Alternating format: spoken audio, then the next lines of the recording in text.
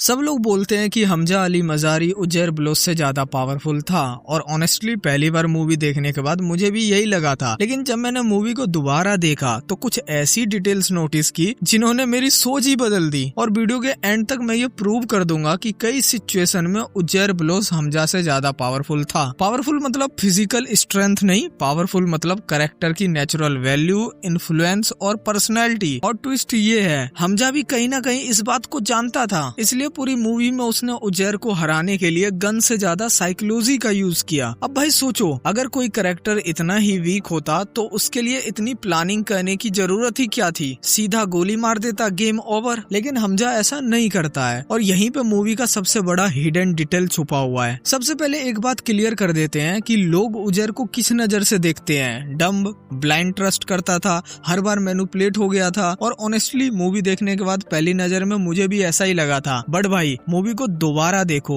एक चीज नोटिस करना, हमजा कभी भी उजैर को रहमान की तरह ट्रीट नहीं करता था। रहमान के सामने हमजा इमोशन यूज करता था, लेकिन उजैर के सामने लॉजिक। ये डिफरेंस बहुत बड़ा है और ऐसी डिफरेंस को समझना ही इस कैरेक्टर की है। कोई भी अपनी जगह से नहीं हिलेगा, समझ आई बात?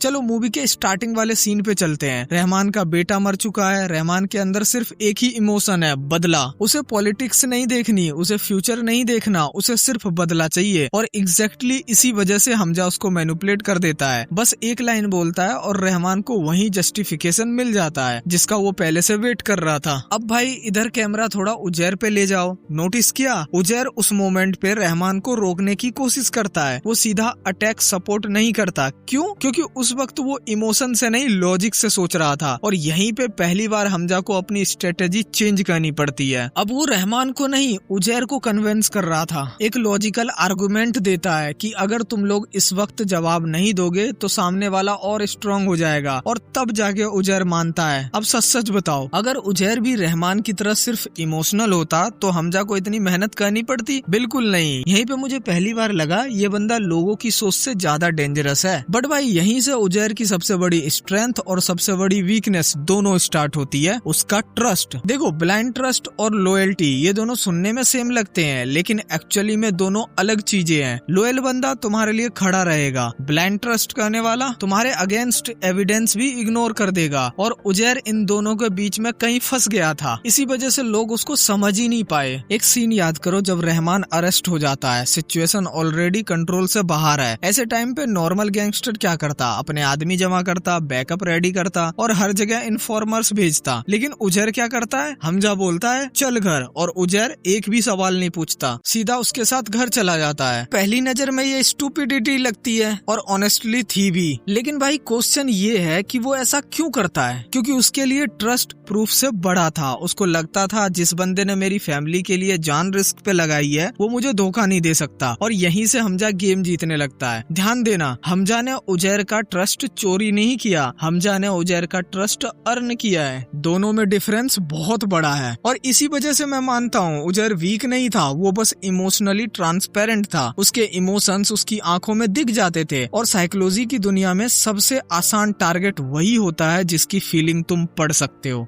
इसे 1 लाख दे, फैजल की जान बचाई है इसने।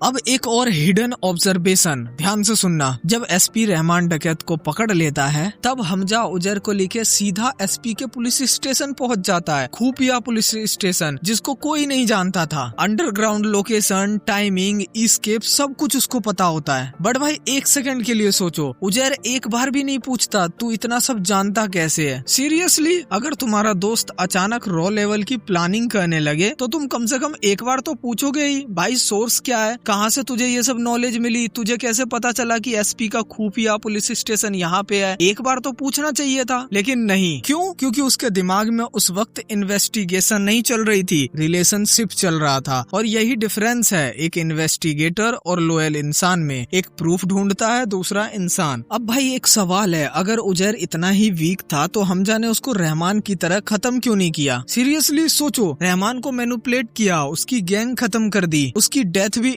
इनडायरेक्टली उसके मिशन का पार्ट बन गई। लेकिन उजैर, उसके साथ हमजा का अप्रोच बिल्कुल अलग था। और यहीं से मुझे लगता है कि लोग मूवी का सबसे बड़ा साइकोलॉजिकल डिटेल मिस कर देते हैं। रहमान की डेथ के बाद वाला सीन याद करो। इमोशनली सबसे ज्यादा टूटना अगर किसी को चाहिए था तो वो उजैर को। उसने सिर्फ अपना लीडर नहीं खोया, अपना भाई खोया था। और ट्रोमा इंसान के साथ एक डेंजरस चीज करता है, वो तुम्हारी इंटेलिजेंस कम नहीं करती, वो तुम्हारी प्रायोरिटी चेंज कर देता है। अब उजैर का गोल गैंग चलाना नहीं था, बस बदला। और भाई जब इंसान रिवेंज मोड में चला जाता है ना, तो दिमाग स्टीयरिंग व्हील छोड़ देता है और इमोशन गाड़ी चलाने लगता है। एग्जैक्टली यही उजैर के साथ हुआ। अब यहाँ हमजा क्या करता है? सीधा ऑर्डर देता है? नहीं। धमकी देता है? नहीं। वो सिर्फ एक लाइन बोलता है, तुझे लगता है सिर्फ एसपी ने किया है? बस एक सेंटेंस और पूरा डायरेक्शन चेंज। नोटिस किया? हमजा कभी उजैर को कमांड नहीं करता, वो उसके दिमाग में एक नया थॉट डाल देता है। डिसीजन उजैर लेता हुआ दिखता है, लेकिन रास्ता हमजा चूज करता है। और ये मैनिपुलेशन का हाईएस्ट लेवल होता है, जब सामने वाले को लगता है कि ये डिसीजन मेरा है, रियलिटी गेम किसी और का चल रहा होता है। अब एक सीन जो मुझे पर्सनली बहुत अच्छा लगा था, जब रिजवान को उजैर के सामने लाया जाता है। सच सच बताओ, अगर तुम किसी क्रिमिनल ऑर्गेनाइजेशन के सेकेंड इन कमांडो और अचानक एक अननोन बंदा आकर बोले मैं तुम्हारी हेल्प करूंगा, तो तुम क्या करोगे? Background check, question, verification, right? लेकिन उजैर सीधा उसे एक्सेप्ट कर लेता है। यहाँ लोग बोलेंगे देखा कितना डम्ब था। 99% लोगों को यही लगा होगा कि भाई कैसे इसने एक्सेप्ट कर लिया बिना कोई क्वेश्चन किए। लेकिन यहाँ साइकोलॉजी थोड़ी डीप है, ध्यान से समझना। उजैर ने रिजवान पर ट्रस्ट नहीं किया था, उसने हमजा के जजमेंट पर ट्रस्ट किया था। डिफरेंस समझ रहे हो? उसके लिए लॉजिक ये था, हमजा इस बंदे को लाया है मतलब चेक करके ही लाया होगा। यानी वो इंसान को नहीं, रिलेशनशिप को ट्रस्ट करता था। और रियल लाइफ में भी बहुत लोग इसी ट्रैप में फंस जाते हैं। रिज्यूम नहीं देखते, रिकमेंडेशन देखते हैं, फैक्ट नहीं देखते, रेफरेंस देखते हैं। ट्विस्ट ये है, अब पूरी मूवी को एक बार रिवाइंड करो। एक बार भी हमजा और उजैर के बीच डायरेक्ट इंटेलिजेंस बैटल हुई? नहीं। एक बार भी हमजा ने उजैर को ओपनली चैलेंज किया? नहीं। एक बार भी उसने बोला मैं तुमसे बेटर हूँ? नहीं। उसने क्या किया? सिचुएशन कंट्रोल की, नैरेटिव कंट्रोल किया, और सबसे डेंजरस चीज, उजैर की रियलिटी कंट्रोल कर दी। क्योंकि इंसान वही डिसीजन लेता है जो इन्फॉर्मेशन उसके पास होती है, और हमजा हर बार उजैर को वही इन्फॉर्मेशन देता था जो उसके मिशन के लिए यूजफुल थी। बट भाई अब एक सेकंड के लिए हमजा को साइड में रखते हैं और सिर्फ उजैर को देखते हैं। सच सच बताओ, अगर हमजा उसकी लाइफ में कभी आता ही नहीं तो क्या उजैर इतनी बुरी तरह टूट जाता? मुझे नहीं लगता, क्योंकि उसकी असली प्रॉब्लम स्टूपिडिटी नहीं थी, उसकी असली प्रॉब्लम थी उसका इमोशनल एंकर। पहले रहमान, फिर हमजा।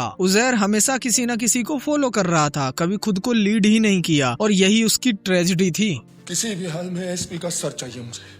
एक सीन मुझे बहुत सिंबॉलिक लगता है। रहमान के मरने के बाद उजैर सबसे पहले किसकी तरफ जाता है? हमजा की। पहली बार जब मैंने ये सीन देखा था मुझे लगा यार कितना लॉयल बंदा है, हमजा को गले लगा रहा है। लेकिन जब मैंने दोबारा इसको देखा, सीन का मीनिंग ही बदल गया। वो हग ट्रस्ट का सिंबल नहीं था, वो डिपेंडेंसी का सिंबल था। उजैर अननोइंगली बोल रहा था अब तू ही मेरा सहारा है, और उसी मोमेंट पे उसकी हार ऑलमोस्ट डिसाइड हो चुकी थी। क्योंकि जिस इंसान को तुम अपना सहारा बना रहे हो वही तुम्हारी जमीन खींच रहा है और तुम्हें पता भी नहीं है। अब भाई सुनो, एक अनपॉपुलर ओपिनियन। लोग बोलते हैं हमजा जीनियस था, मैं मानता हूँ, लेकिन हमजा जीनियस इसलिए नहीं था क्योंकि वो स्मार्ट था, वो जीनियस इसलिए था क्योंकि उसने कभी उजैर को अंडर एस्टिमेट नहीं किया। उसने रहमान का गुस्सा पढ़ा, जमाली की ग्रीड पढ़ी, इकबाल की अथॉरिटी पढ़ी, और उजैर का दिल पढ़ लिया। और साइकोलॉजी में एक रूल है, जिस इंसान का दिमाग नहीं दिल पढ़ लिया जाए उसे हराना बहुत आसान हो जाता है। अब एक आखिरी बात बताता हूँ जिसे ध्यान से सुनना।